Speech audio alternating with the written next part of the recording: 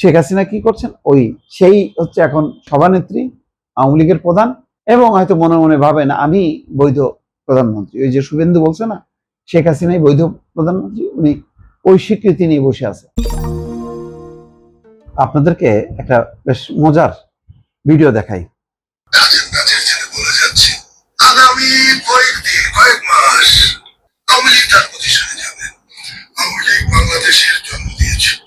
বঙ্গবন্ধু শেখ মুজিব বাংলাদেশের রাষ্ট্রের পিতা।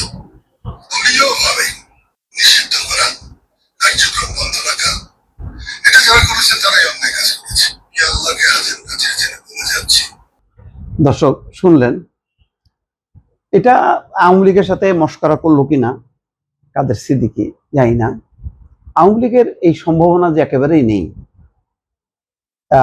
সেটা সম্প্রতি দিল্লি কনফার্ম করেছে যে শেখ হাসিনা বাংলাদেশের অস্থিতিশীলতার কোনো কারণ হবে না। তখন কাদের সিদ্দিকী এই কথা বলছেন। এই কথা বলার কোনো ভিত্তি আছে? ভিত্তি নেই। কারণ এটা পরিষ্কার, মানে একটা লম্বা সময় গেছে, প্রায় বলতে গেলে 2 বছর। এই 2 বছরের মধ্যেও আওয়ামী লীগ তার অবস্থান নড়চড় করেনি। অর্থাৎ নেতৃত্বের পরিবর্তিত রাজনীতির সাথে খাপ খাওয়ানোর জন্য চেষ্টা করা, ভারতের মাধ্যমে হোক অথবা নিজেদের দূতের মাধ্যমে হোক সরকারের সাথে যোগাযোগ করা, এটা কোনোটাই করেনি।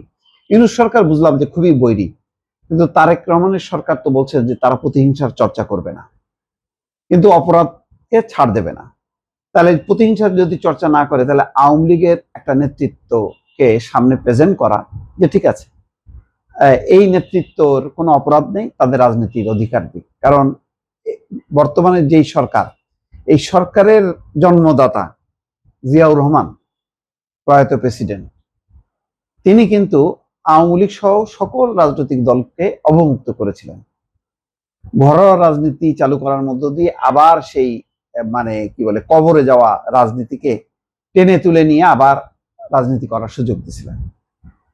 তো সেই প্রয়াত প্রেসিডেন্ট জিয়াউর রহমানের পুত্র তারেক রহমান এসেও কিন্তু তিনিও বাবার পদাঙ্কই অনুসরণ করছেন। তিনিও প্রতিহিংসা করেননি, কখনো কোনো নেতৃবৃন্দের প্রতি, আওয়ামী লীগ হোক বা ওই সময়ের প্রতিপক্ষ জাসদ, কারোর প্রতি কোনো অশ্রদ্ধা প্রকাশ করেননি। তারেক রহমানও করছেন না। এখন এই অবস্থায় সুযোগ ছিল আওয়ামী লীগের জন্য রাজনীতিতে ফিরে আসার, কিন্তু সেই সুযোগকে গলা টিপে কিন্তু হত্যা করছে শেখ হাসিনা নিজে। আওয়ামী লীগের যদি ফিরে আসা তো দূরের কথা, ভবিষ্যতে আওয়ামী লীগ যদি আরো নিস্তেজ হয়ে পড়ে, আরো যদি অস্তিত্বহীন হয়ে পড়ে, তার কারণ কিন্তু শেখ হাসিনা। কারণ শেখ হাসিনা পরিবর্তিত রাজনৈতিক পরিস্থিতির সাথে তাল মিলায় তার দলকে পরিবর্তন করেনি, দলকে আগের মতনই রেখেছে। দেখেন বিএনপিও কিন্তু পরিবর্তন হয়েছে। যখন বিএনপি বেগম খালেদা জিয়া কারারুদ্ধ, অবরুদ্ধ তার বাসায় অথবা কারাগারে, তখন নেতৃত্ব চলে গেছে তারেক রহমান। তারেক রহমান সেই লন্ডন থেকে জুম মিটিংয়ের মাধ্যমে হোক, যোগাযোগের মাধ্যমে হোক, সে লন্ডনে বসে দলকে পুনর্জীবিত করেছে, নেতৃত্ব দিয়েছে, বসে থাকেননি।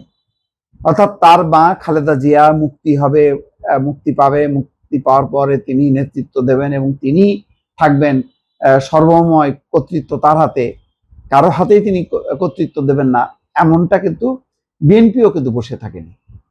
কিন্তু শেখ হাসিনা কি করছেন, সেই হচ্ছে এখন সভানেত্রী, আওয়ামী লীগের প্রধান, এবং হয়তো মনে মনে ভাবেন আমি বৈধ প্রধানমন্ত্রী। ওই যে শুভেন্দু বলছে না শেখ হাসিনাই বৈধ প্রধানমন্ত্রী, উনি ওই স্বীকৃতি নিয়ে বসে আছে। কিন্তু দিল্লি কিন্তু বসে নেই।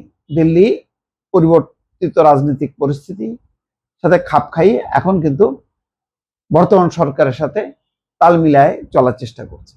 সেই জায়গায় কাদের সিদ্দিকীর এই বক্তব্য কোনো অর্থ থাকে? আমি মনে করি সম্পূর্ণ অর্থহীন একটা বক্তব্য দিয়ে আওয়ামী লীগকে বিভ্রান্ত করা, এছাড়া আর কিছুই নেই তার এই বক্তব্যের মধ্যে।